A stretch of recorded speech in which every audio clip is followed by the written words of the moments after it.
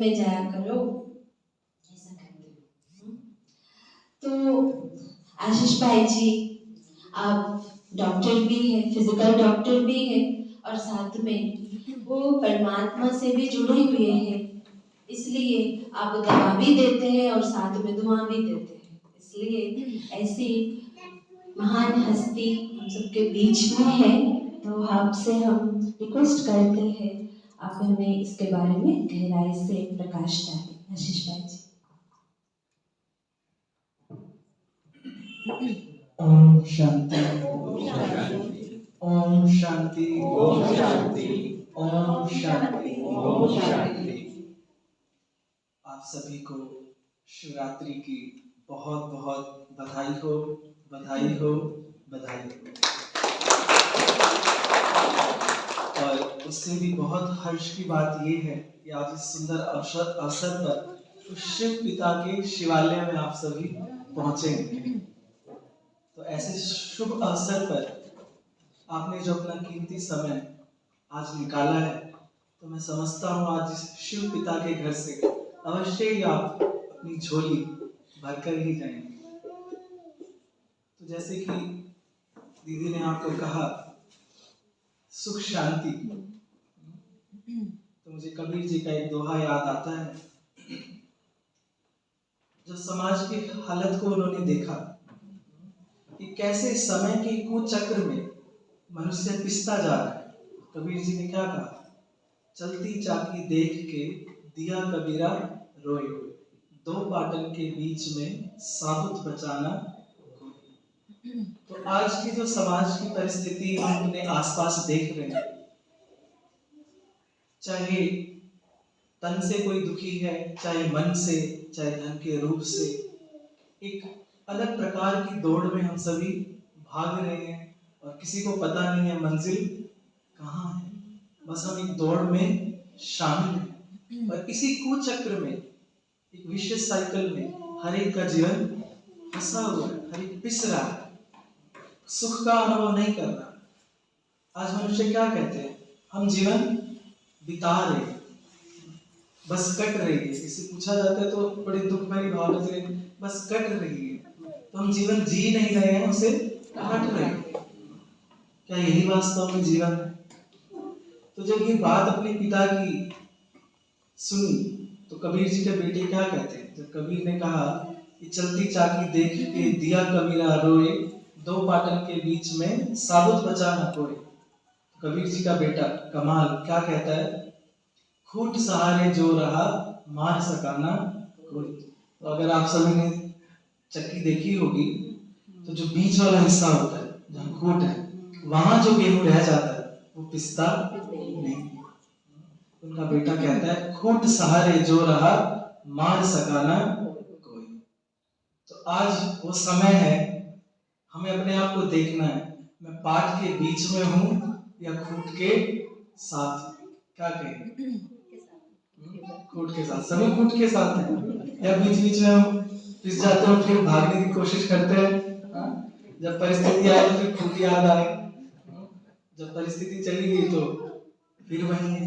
अधिकतर यही देखा जाता है, कुछ परिस्थिति आई तो हमें ईश्वर की याद आ जाती है, एग्जाम हो या कुछ भी हो, तब हम उस घड़ी के लिए याद कर लेंगे कि बस हमारे साथ ये अच्छा हो जाए, आप हमारा ये काम करा दो तो हम ये करते हैं। तो एक रिश्वत के रूप से हम उसे याद करना शुरू करते हैं। तो सदा हम उसके सहारे रहें तो कभी हम पिसने वाली स्थिति में नहीं है। तो क्या आप चाहते हैं आपका जीवन ऐसा हो जाए, हम सभी खूंट सहारे आ जाए? कौन कौन चाहते हैं? सभी चाहते हैं। तो आज वर्तमान में जो समाज की परिस्थिति हम देख रहे हैं, हम एक ऐसे समय से गुजरे ये 2-3 वर्षों में जहाँ बहुत कुछ परिवर्तन समाज में आया है। जो कोविड का जो पीरियड हम सभी ने देखा, तो इसमें तन कहें, मन कहें, धन कहें, हर एक ने कुछ ना कुछ इसमें गवाया। मनुष्य बहुत पिसा है, और सबसे ज्यादा जो मनुष्य पिसा वो कहाँ पिसा? कई समझते हैं कई की नौकरियां चली गई, धन का नुकसान हुआ, कई समझते हैं जान माल का नुकसान हुआ, पर उससे भी कहीं अधिक नुकसान हुआ हमारे मानसिक स्वास्थ्य का। तो ये मानसिक स्वास्थ्य जो हमारा बिगड़ा, पहले तो हमें अनुभव होना चाहिए कि हमारा मानसिक स्वास्थ्य बिगड़ा। जब आप उसे स्वीकार करेंगे तभी उसे आप सही कर सकते हैं। कैसे हमारा मानसिक स्वास्थ्य बिगड़ा? हेल्थ की एक प्रॉपर डेफिनेशन क्या है, कैसे हम समझें कि हम हेल्दी हैं? तो WHO क्या कहता है? हेल्थ क्या है? मेंटल या फिर इमोशनल, सोशल और फिजिकल वेलबींग इज हेल्थ। सामाजिक, मानसिक और शारीरिक स्वास्थ्य ही वास्तव में हेल्थ है। तो खाली तन से तंदुरुस्त होना स्वास्थ्य नहीं, हमें सामाजिक रूप से भी स्वस्थ होना और मानसिक रूप से भी स्वस्थ होना।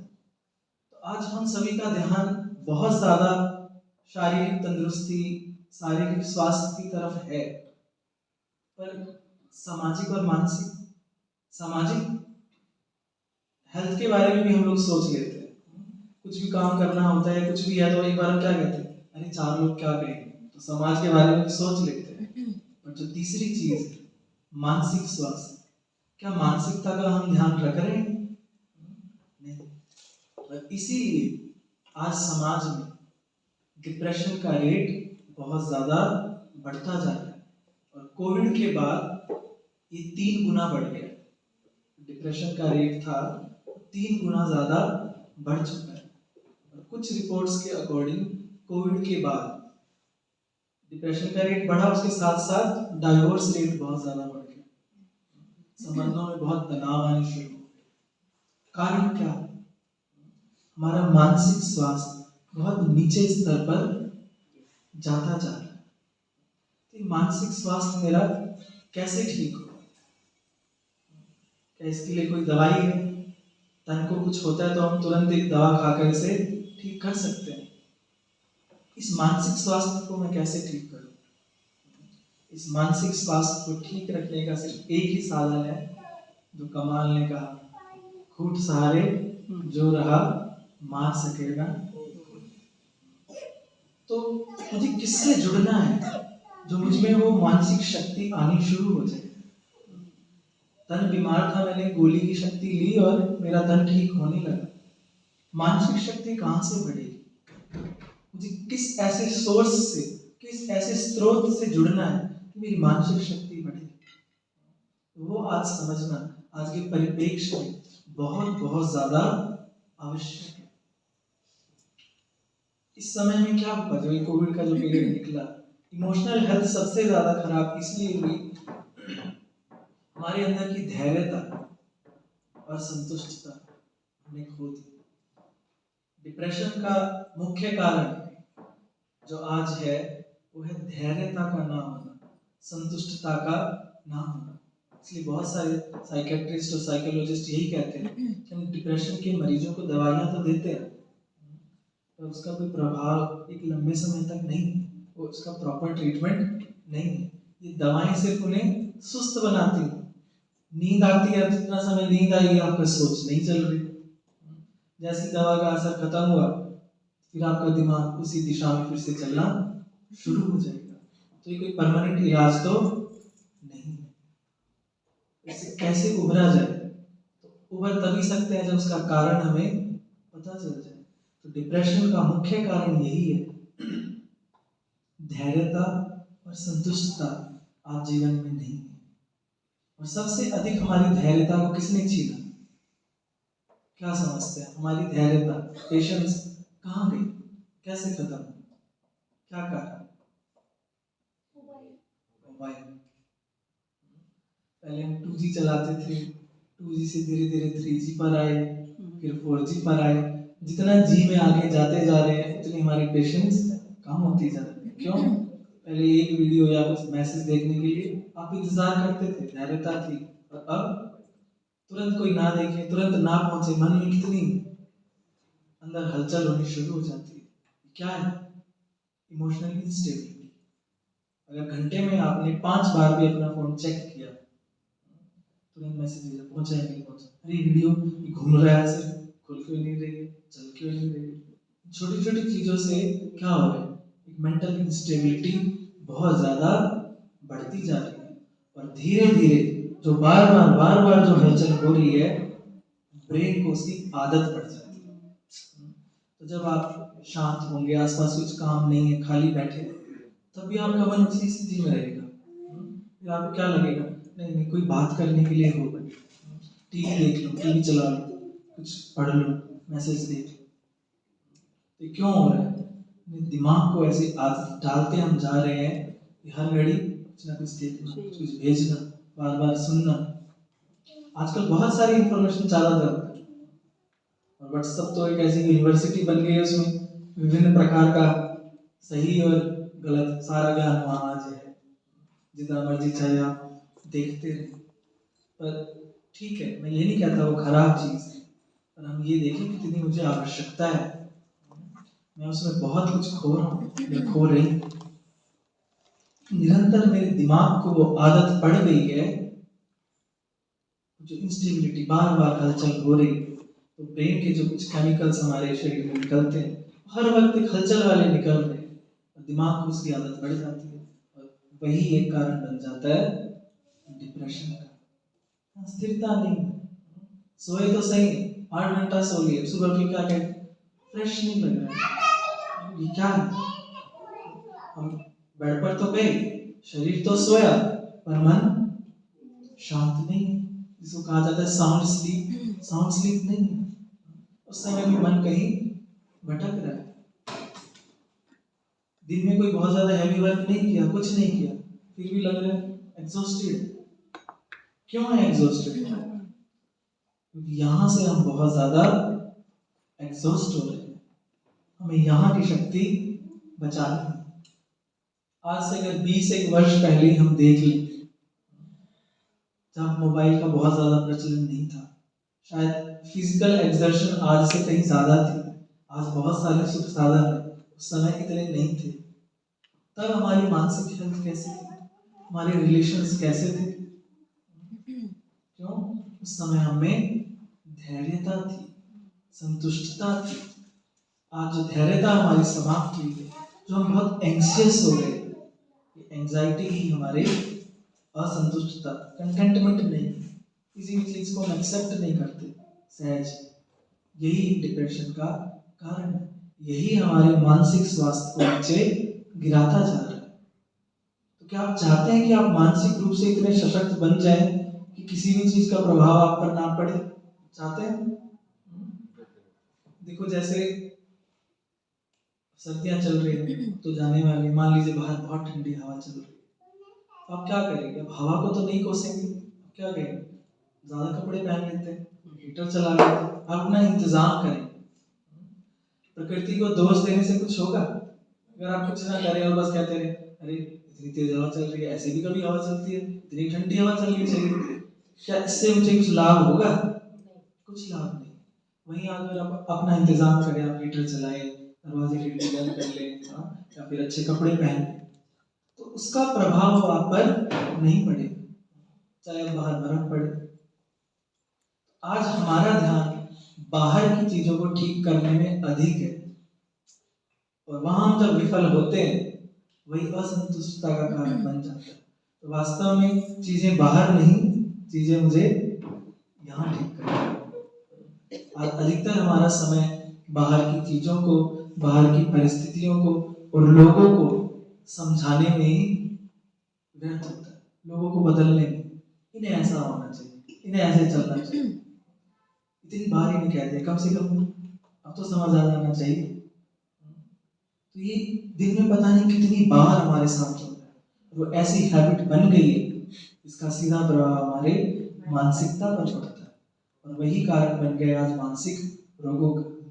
इसलिए WHO तो यही कहता है 90% से ज्यादा बीमारियां आज मानसिकता के कारण, जिसको साइकोसोमैटिक डिजीज कहा जाता है, हमारी सोच से हमारे तन को प्रभावित कर रही है।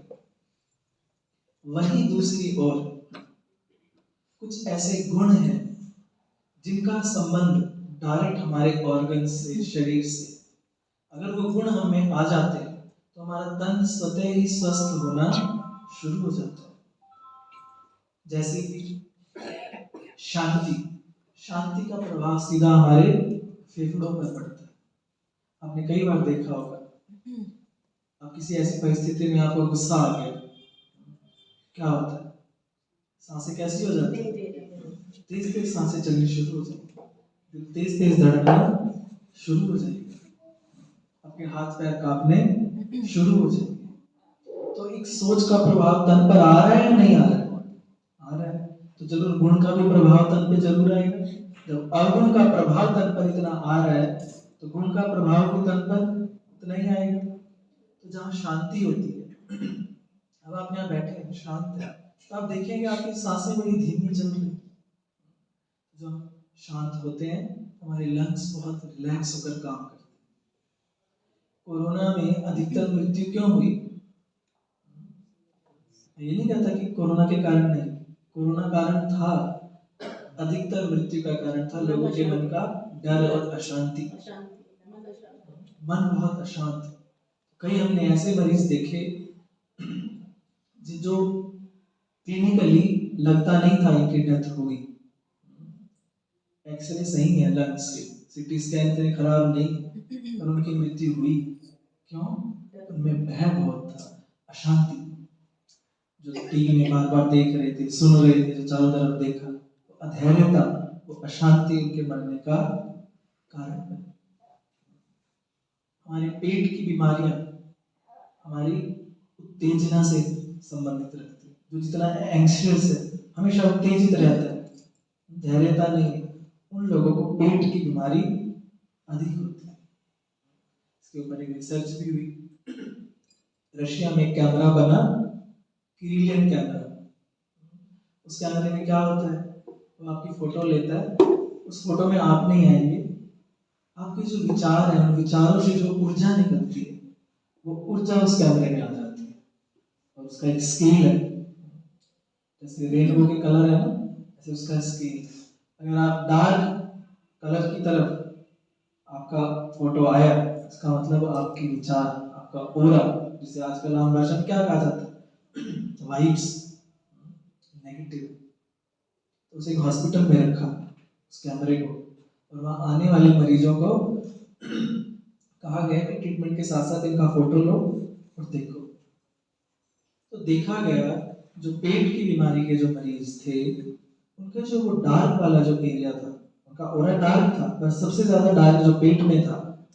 एक साइकोलॉजिस्ट को बिठाकर उनके अंदर से कुछ बातें निकलवाने की कोशिश की गई, इनका नेचर कैसा है, पर्सनैलिटी कैसी है, कुछ टेस्ट किए गए, क्वेश्चनर्स, सवाल पूछे। तो क्या पता चला कि ये जो लोग जिनको पेट की बीमारियां हैं, इनमें पेशेंस नहीं है, धैर्यता बहुत कम है, बहुत जल्दी उत्तेजित हो जाते हैं, एंग्सियस है, बहुत जल्दी चिंता करने लगते हैं। तो ये हैबिट उनको पता चली अपने सारे पेशेंट्स, जितने भी पेट के मरीज थे। तो उन्होंने क्या काम किया, सबके फोटो ले ली, 2 ग्रुप बनाए, एक को खाली मेडिसिन दी, पेट की बीमारी की मेडिसिन, एक ग्रुप को दवाई के साथ साथ मेडिटेशन सिखाया, और उन्हें कुछ ऐसी टेक्निक्स बताई गई कि आप कैसे थोड़ा धीरज रखो। कुछ समय बाद फिर दोनों ग्रुप्स को फिर बुलाया और उनका फिर से फोटो लिया। क्या नजर आया, जिन्होंने दवाई खाई थी, ऐसा नहीं कि वो ठीक नहीं हुए, पर जिन्होंने दवाई भी खाई और अपने नेचर पर भी ध्यान दिया और मेडिटेशन किया, उनका जो कलर था वो लाइट की तरफ गया, डार्कनेस कम हुई और वो ज्यादा ठीक हुए, कम समय में हुए। तो हमारी सोच का प्रभाव सीधा हमारे तन पर पड़ रहा है। आज ही अपने चारों तरफ हम भली भांति देख भी रहे। तो ऐसे समय में अपने मन का ख्याल रखना बहुत बहुत ज्यादा आवश्यक है। आवश्यक है या नहीं? जब चारों तरफ आंधी चलती है तो क्या किया जाता है, सारे खिड़की दरवाजे बंद किए जाते हैं। आज बहुत आंधी चारों तरफ नेगेटिविटी की है, बहुत नेगेटिव खबरें आपको सुनने को मिल जाएंगी, क्योंकि चारों तरफ बस नेगेटिव ही नेगेटिव। इस आंधी से मुझे अपने मन को बचाना है। कौन सा दरवाजा बंद करूं? कौन सा दरवाजा बंद करें जो मिट्टी अंदर ना जाए? क्या करें? है कोई दरवाजा जो है लगा दे? दरवाजे को साफ किया जा सकता है। हाँ जी, मतलब धूल मिट्टी को साफ किया जा सकता है। साफ किया जा सकता है, पर साफ तो किया जा सकता है, पर इसका अर्थ ये तो नहीं कि साफ कर लेंगे तो खुला छोड़ दो, धूल आने तो साफ कर देंगे। फिल्टर करें, फिल्टर कर। अच्छा सुने, अच्छा देखे, तो अच्छा गांधी जी एक बहुत अच्छी बात कहा करते थे, जैसे घर के अंदर चप्पल लेकर किसी को आना आप अलाउ नहीं करते, अपने मन में किसी को उसके विचारों के गंदे पैर अंदर लाने मत दो। तो आज बहुत कुछ है चारों तरफ, पर मुझे अंदर क्या लेना है वो तो मेरे ऊपर है। मुझे यहाँ खुद एक शटर लगाना है, अंदर मुझे क्या लेना है, क्योंकि उसका सीधा प्रभाव मेरे मन और फिर मन से फिर तन और फिर मेरे आसपास समाज पर पड़ रहा है। तो इस मानसिक स्वास्थ्य का मुझे बहुत ध्यान रखना है। एक चीज तो हमने देखी कि हमें इंफॉर्मेशन को चारों तरफ से थोड़ा सा सोच समझ कर हमें स्वीकार करना है, पर अपने इस मानसिक स्वास्थ्य को अच्छा बनाने के लिए, ये तो वो बाहर से बचने के लिए, अब इसकी इम्यूनिटी कैसे बढ़ाऊं, तो उसके लिए मुझे क्या करना है? जैसे मेडिसिन खाने से शरीर तो ठीक हो गया, पर मन को चाहिए मेडिटेशन। तो जो मेडिसिन और मेडिटेशन शब्द हैं दोनों एक ही शब्द से बने। मेडिटेशन किसके लिए है? माइंड के लिए, और मेडिसिन बॉडी के लिए। तो दोनों एक शब्द से बने, मेडरी, जिसका मतलब होता है हीलिंग। तो मेडिसिन करती है तन की हीलिंग और मेडिटेशन करता है मन की हीलिंग। तो मन की हीलिंग ये तो हमें समझ आ गया कि बहुत आवश्यक है। आज लोगों को ये नहीं पता है कि मेडिटेशन करने से ठीक हो जाएगी, पर मेडिटेशन करना कैसे है, मेडिटेशन क्या है, इसे सोच सोच के बहुत तनाव में हो जाते हैं। ये तो हमारे बस की बात है। तो एक मिनट नहीं बैठ सकते, आप मेडिटेशन की बात कर रहे हैं, और तो मन बहुत बेचैन है, हम नहीं कर सकते। वास्तव में ऐसा नहीं। मेडिटेशन को आम भाषा में क्या कहा जाता है? ध्यान।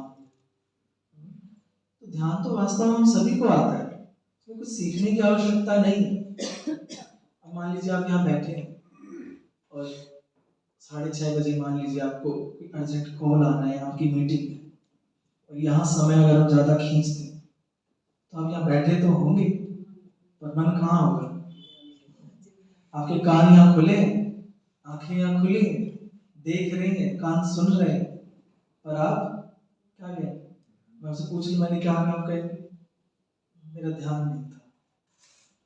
आप यहीं थे, कान यहीं थे, आंख यहीं थी, और आप कहीं और थे। आप क्या कहेंगे?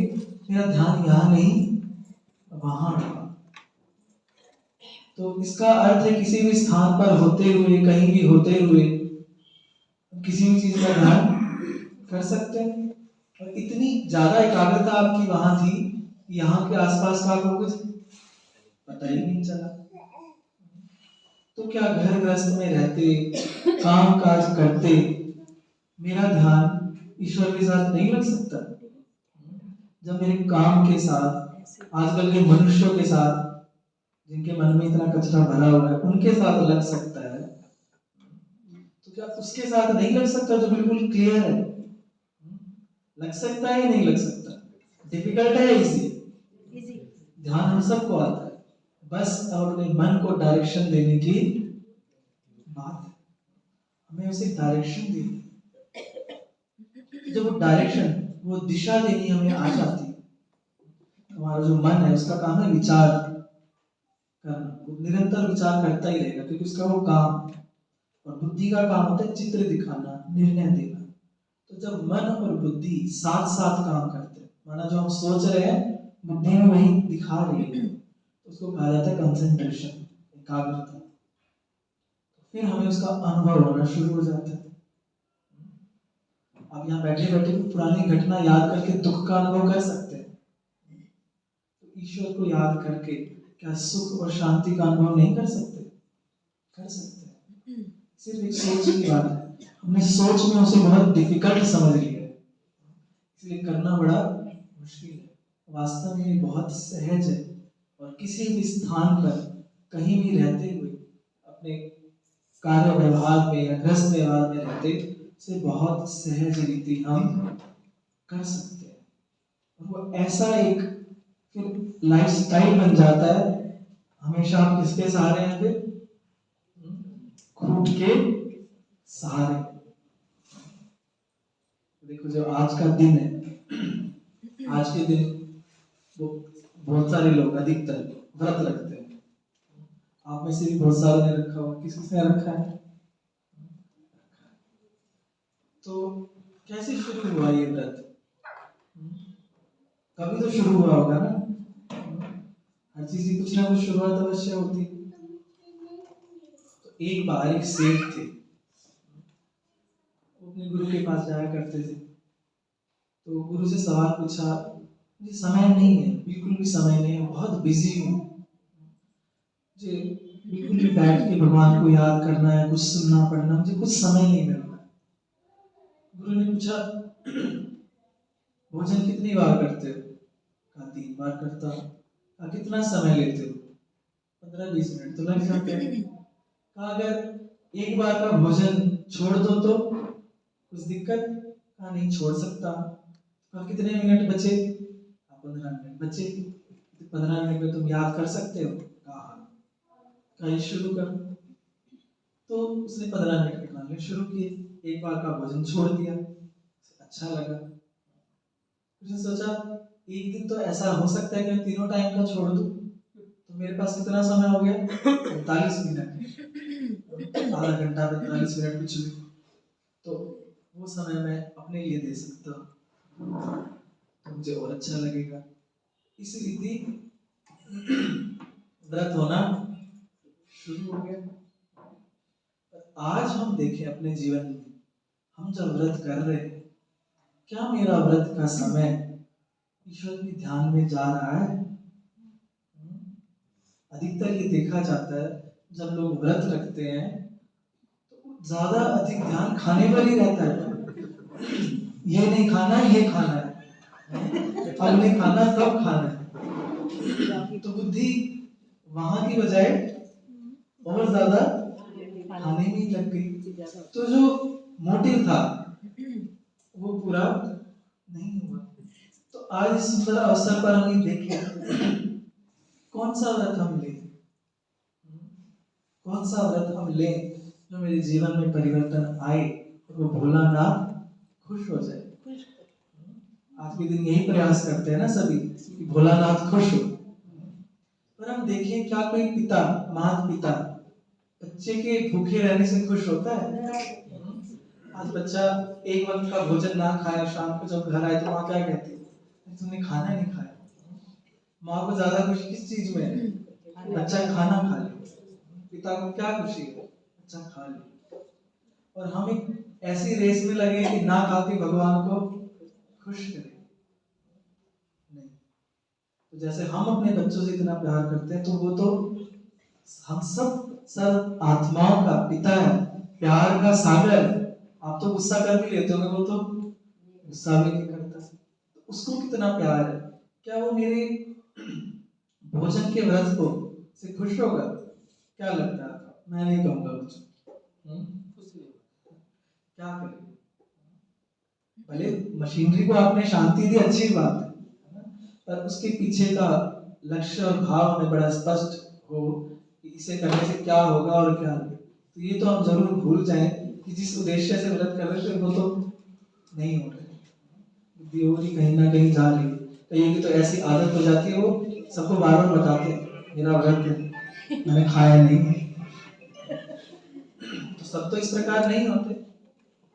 तो मुझे वो समय स्वयं के लिए यूटिलाइज कर लेता है, उस ईश्वर को याद करके डायरेक्शन अपने मन के विचारों को दे देते, वही ध्यान। जब वो एक दिशा में विचार जब चलने शुरू हो जाते हैं हमारे जो विचारों की जो गति है वो धीरे होने लगती है। आज आप सबको अनुभव है, जब आप डॉक्टर के पास जाते हैं तो सबसे पहली चीज जो चेक की जाती है पल्स, रेट देखा जाता है, ठीक है या नहीं। मानसिक स्वास्थ्य के लिए मानसिकता की पल्स क्या है? हमारे विचार। अगर मान लीजिए आपकी पल्स बड़ी तेज चल रही है तो स्वास्थ्य कहेंगे? मुझे विचारों की पल्स अर्थात विचारों के बीच का अंतराल क्या हो? समान हो, विचार धीरे चले, तब हम कहेंगे मानसिक स्वास्थ्य। आई जा रहे एक के बाद एक, एक के बाद एक, एक के बाद एक, तो माना जैसे हार्ट बीट ज्यादा या पल्स रेट ज्यादा, विचारों की गति तेज, मन उतना ज्यादा परेशान, ब्रेन उत्तेजित, ब्रेन उत्तेजित, शरीर में केमिकल्स उत्तेजना वाले, पूरा शरीर एक एक अंग पर उसका प्रभाव पड़े। तो मेरे दो विचारों के बीच का जो गैप है वो बढ़ने लगे। विचार गतिमान एक गति में धीरे धीरे चले। ये मेडिटेशन से होता है। जब आप बैठेंगे एक विचारधारा आपने दे दी, एक पॉजिटिव चिंतन उसे दे दिया, तो दो विचारों के बीच का गैप धीरे धीरे बढ़ना शुरू हो जाता है। तो गति जब धीरे होती है तो मन की एनर्जी सेव होने लगती है। मेडिटेशन के बाद फिर बहुत अच्छा लगता है, ऐसा लगता है हम रिचार्ज होकर उठे। आपको आज वो अनुभव भी कराएंगे, मेडिटेशन कराएंगे, उसमें आप वो अनुभव करेंगे कि कैसे अपने विचारों को हमें दिशा देनी है और उसका अनुभव हमें करना है। तो दूसरी बात पर मैं आज ये ध्यान खिंचाना चाहूंगा, जब मानसिक स्वास्थ्य की हम बात कर ही रहे हैं तो आज जो शिवरात्रि का जो सुंदर अवसर आज है, तो जैसे व्रत की हमने बात की, शिव पर बहुत कुछ चढ़ाया जाता है। तो अगर आज ईश्वर आपसे कुछ मांगे, क्या आप देंगे? देंगे? दे सकते हैं? नहीं। वास्तव में कोई स्थूल चीज हमसे नहीं मांगता। इसलिए आपने देखा होगा देवी देवताओं के मंदिरों में चढ़ावे में बहुत अमूल्य वस्तुएं चढ़ाई जाती हैं, और शिव के मंदिर में या शिवलिंग पर यूजलेस चीजों को चढ़ाया जाता है। इसका कोई बहुत ज्यादा मूल्य नहीं। अग्र भांग धतूरा, क्या मूल्य है इसका? कोई मूल्य है? प्योर दूध भी नहीं, कच्ची लस्सी, कोई मूल्य है उसका? कोई मूल्य नहीं। वास्तव में वो परमात्मा, वो भोलानाथ हमसे हमारा धन ये सब कुछ नहीं चाहता, हमारी धन संपत्ति उसे नहीं चाहिए। वो हमसे क्या लेता है? वो हमसे वो चीज लेना चाहता है जो चीज हमें दुख दे रही है। धतूरा चढ़ाया, धतूरा में क्या होता है? आपने किसी ने देखा? कांटे, कांटे किसको सुख देते हैं? किसी को नहीं। तो ऐसी चीजें जो खुद मुझे ही दुख दे रही हैं, मुझे भी चुभ रही हैं, और मेरे द्वारा मेरे संबंधों में भी कहीं ना कहीं किसी को दुख दे रही है, ऐसी चीजें वो कहता है मुझे दे दो। ऐसी चीज तो हम उसे दे सकते हैं, नहीं दे सकते? दे सकते हैं। तो आज इस सुंदर अवसर पर कुछ एक ऐसी चीज हमें उसे देकर जाने, एक चीज धारण कर लेंगे। किसी का बर्थडे में आप जाते हैं तो क्या होता है? एक गिफ्ट देते हैं और एक गिफ्ट ले आते हैं, रिटर्न गिफ्ट मिलता है। अब ये तो ऐसा है लेकर कुछ रखने वाला नहीं, अथा दे देता है। देने में मेरी छोटी सी कहानी याद आई। एक चोर को पता लगा शिवरात्रि के अवसर पर किसी ने शिवलिंग के ऊपर सोने का छतर लगा दिया है। जब मंदिर खाली हुआ तो वो वहीं आंख लगा बैठा था, जैसे खाली हो पुजारी निकले और मैं अंदर जाऊं। तो पुजारी निकला, रात का समय था, तो अंदर भाग गया, अंदर घुसा और उसने दरवाजे की कुंडी लगवा दी, अब कोई अंदर ना आए। अब पहुंच गया शिवालय में अंदर, ऊपर छतर देखा, उसका हाथ नहीं पहुंच रहा है, आसपास कुछ ऐसी जगह नहीं मिली जिस पर चढ़ के उसे लालच तो बहुत था, सोने का छतर ले जाओ। क्या किया? शिवलिंग पर चढ़ गया। चढ़कर जब उसे खींचने लगा, थोड़े समय में क्या हुआ, आवाज आई, प्रकाश दिखाई दिया सामने, तो डर गया, उसे लगा कोई आ गया, तो भागा, दरवाजे की तरफ भागा, दरवाजा बंद था, बंद तो करके खुद ही आया था, तो उसको लगा तो पक्का कोई आ गया, दरवाजा भी बंद कर दिया और अब तो मैं गया, वापस मंदिर में भागा। उसने देखा कि वहां एक प्रकाश है, आकाशवाणी हो रही, तो उसे शिव कह रहे हैं कि बच्चे मैं तुझसे बहुत खुश हुआ। उसे मन में आया मैंने ऐसा क्या काम किया जो भगवान मुझसे खुश हुआ, चोरी करने आया था उसके ऊपर ही चढ़ गया, तो क्या खुश हुआ। उसने कहा मैंने तो ऐसा कोई काम नहीं किया, कुछ ऐसी तपस्या नहीं की जो आप मुझसे खुश हो। तो निराकार परमात्मा शिव ने उसे क्या कहा, तुमने मुझे खुश किया, तुम खुद ही मुझ पर चढ़ गए। परमात्मा को हमसे कुछ बहुत ज्यादा नहीं चाहिए, बस वो एक समर्पण भाव चाहता है। इसका अर्थ ये नहीं कि हम शिवलिंग पर जाकर खड़े हो, नहीं, समर्पण भाव, उसे कुछ नहीं चाहिए, हम जो हैं जैसे हैं उस पर समर्पित हो जाए, उसे स्वीकार से दे दे, उसके हवाले हो जाए, तो उसे जैसे चलाना है फिर वो स्वतः ही हमें मदद करता जाता है। तो आज के इस दिवस पर हमें कुछ ना कुछ एक ऐसी बात, वो हर एक को पता है कि जो मुझे स्वयं में दुख देती है और मेरे व्यवहार के कारण औरों को भी दुख देती है, वो उसे हम दे दें। दूसरी एक चीज यहाँ से आज ले जाए, क्या ले जाना चाहेंगे आप? भगवान के घर आते हैं तो यही होता है ना कि मन इच्छित फल मिल जाए, तो वो तो आपको मिलेगा ही, पर मैं समझता हूँ कि इस चीज की बहुत आवश्यकता है और वो आपको यहाँ से मिलेगी, आप उसे आज जीवन में धारण करके जाए, वो है संतुष्टता। संतुष्टता में भी क्या, वो मैं आपको बताता हूँ। जैसे मैंने पहले कहा, संतुष्टता ऐसा गुण है, ऐसी दवाई है, डिप्रेशन को दूर कर सकती है। अधैर्यता का कारण असंतुष्टता ही है, और वो असंतुष्टता डिप्रेशन का कारण है।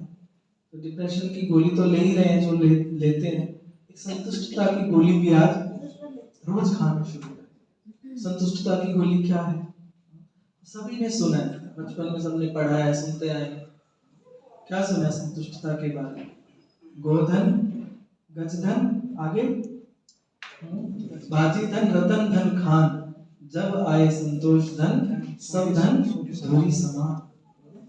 संतुष्टता ऐसा धन है जिसके आगे सभी धन जो समाज में बहुत श्रेष्ठ माने जाते हैं, रतन धन, खान, गोधन, गजधन, सब धूल के समान। कब?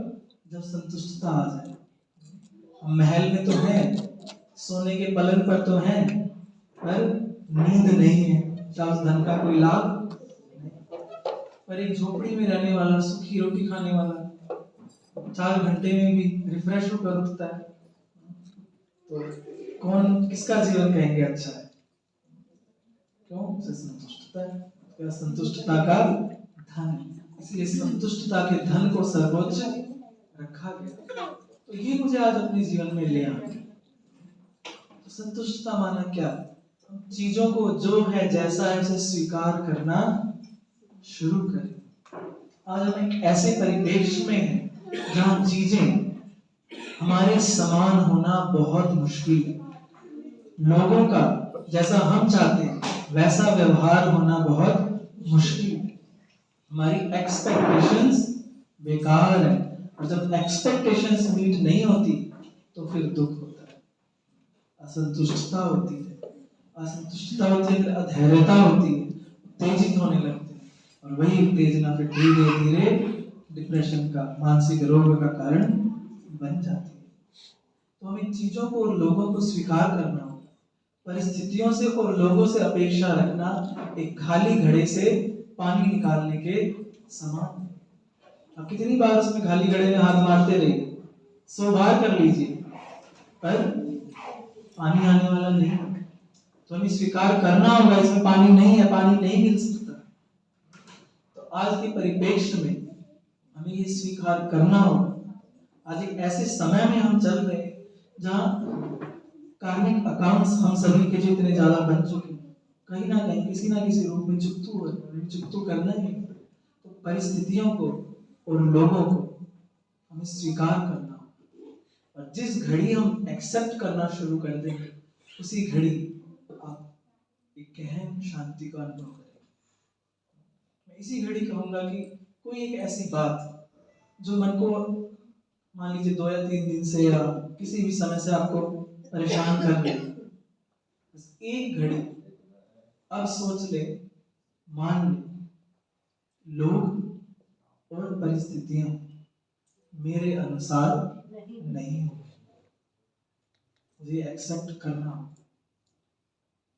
मन अपने आप धीरे धीरे मान कर उसे गहन शांति का अनुभव करें और फिर आपको उससे बाहर आने का सॉल्यूशन सहज मिल जाएगा। तो ये गोली मुझे रोज खानी है, बार बार खानी है। जैसे छोटे बच्चे को अगर कोई गलत आदत लग जाए तो माँ बाप क्या कहते हैं, बार बार टोको इसे, बार बार टोकेंगे तो इसकी आदत छूटेगी। तो मन को आदत पड़ गई है बार बार उसी बात को सोचने की। आप 1-2 बार तो कहेंगे, फिर आप भी छोड़ते हैं, ठीक नहीं, हमें इसे बार बार समझाना, 3-4 दिन 5 दिन मेहनत लगेगी, उसके बाद वो सहज हो जाएगा, मन स्वीकार कर लेगा, अच्छा लगने लगेगा। एक बच्चा स्कूल जाने के लिए रोता है, माँ बाप क्या कहते हैं, चाहे रोए चाहे कुछ भी, स्कूल तो जाना ही है। कहेगा मेरा मन नहीं लगता, कुछ नहीं होता, जाना पड़ेगा। क्यों भेजते हैं? देखिए रोता ही रहता है तो क्या सीखेगा, मत भेजो इससे अच्छा। माँ बाप क्या कहेंगे, नहीं जाएगा, कम से कम बैठना तो सीखेगा। जब बैठना सीख जाएगा तो धीरे धीरे मन लगना भी शुरू हो जाएगा। हमारे मन को भी बहुत अलग अलग आदतें लगी हुई, बार बार समझा कर उसे हम ठीक कर सकते हैं। तो वो ज्ञान क्या समझाना है, वो ज्ञान हमें यहाँ मिलेगा, वो आध्यात्मिक का वो बल हमें दे देती है उसे समझाने का। तो जब भी ऐसी कोई परिस्थिति आए, फिर कोई बात आए, फिर गोली खा लो। कौन सी गोली? लोग और परिस्थितियां मेरे अनुसार नहीं होंगी। मन धीरे धीरे कंटेंटमेंट, संतुष्टता में आना शुरू हो जाए, अंदर धैर्यता आने लगे, धड़कनें धीमी होने लगे, अच्छा लगेगा।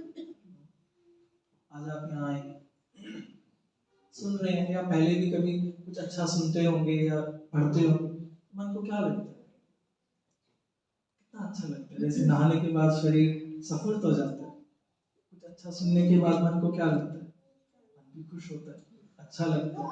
तो सुनने का बहुत महत्व है, इसलिए पहले के समय में कहा जाता था सत्संग जाओ। आजकल ऐसी बातें कोई नहीं करता, वो कहते हैं मॉडर्न है, सत्संग क्या है। सत्संग ऐसा नहीं कि किसी आप स्थान पर जाकर बैठे या कुछ सुनो, नहीं, पर कुछ अच्छा सुनना। तो एक चीज तो आप कुछ दे ही रहे हैं, और संतुष्टता मैंने कहा कि आपको लेकर जाना और गोली खानी है। एक और चीज आप आज शिव पर अर्पण कर दें, ना थोड़ा सा समय मुझे अपने लिए और उसके लिए निकालना दिन में से। इससे क्या होगा, सुनने का बहुत महत्व है। छोटी सी कहानी सुना के मैं समाप्त करूंगा। एक पति पत्नी थे, पत्नी बहुत धार्मिक विचारों वाली थी और रोज सत्संग में जाया करती थी, क्योंकि गांव में कोई सत्संग था। बड़ी बार कोशिश करती थी कि पति को भी ले जाऊं, पति उसको बहुत सपोर्ट करता था, पर खुद ताला मटोली कर देता था और उसको कभी रोकता नहीं था। एक दिन पत्नी की तबीयत खराब हुई, तो उसने कहा कि आज मैं नहीं जा पाऊंगी, पर क्या आप मेरे लिए जाएंगे?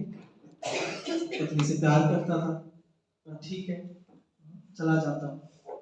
पहली बार गया, दरवाजे में गुरुजी ने देख लिया, देखते कहा आओ जी, बैठो जी। आया, बैठ गया, सत्संग शुरू हुआ, सो गया। सब उठकर जब चले गए, हलचल हुई, पता लगा अच्छा चलो खत्म हो गया, सब जा रहे हैं। जाते समय गुरुजी ने क्या कहा, जा रहे हो जी? चला गया। अब रास्ते में सोच रहा है, पत्नी पूछेगी क्या कहा था तो क्या बताऊंगा, जाते उसने पूछा, जी आप क्या सुनकर आए? तो टाला मटोली करता रहा, हाँ मैं बता दूंगा से सारा दिन निकाल दिया। आखिर रात को पहुंचे कमरे में, उसकी धड़कनें बढ़ गई। अब क्या बोलूंगा, अब तो कुछ बहाना भी नहीं है, क्या सुनाऊंगा। बिस्तर पर जाने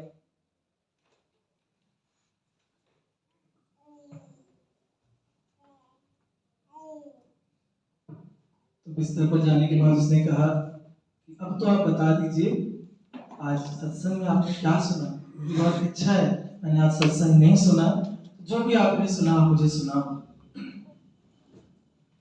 तो उसको 3 शब्द याद आए, आओ जी, बैठो जी, जा रहे हो जी।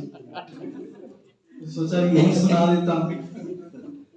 लाइट चली गई, लाइट चली गई, उधर से घर में चोर घुसा।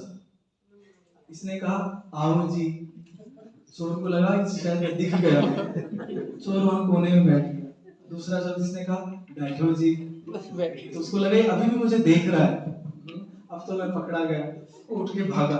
तीसरा शब्द इसने बोला जा रहे हो जी, तो और तेज भागा। 3 शब्दों ने क्या किया, बचा लिया। क्या हुआ, सुनने का फायदा हुआ या नहीं हुआ? यह सत्संग का लाभ।